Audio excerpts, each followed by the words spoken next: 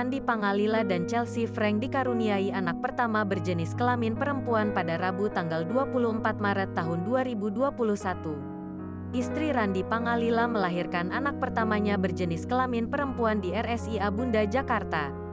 Kabar itu diungkap Randy Pangalila lewat unggahan terbaru di laman Instagram pribadinya, @ranpang, Kamis, tanggal 25 Maret tahun 2021. Anak pertama Randy Pangalila itu lahir pada Rabu, tanggal 24 Maret tahun 2021 pukul 9.54 waktu Indonesia Barat.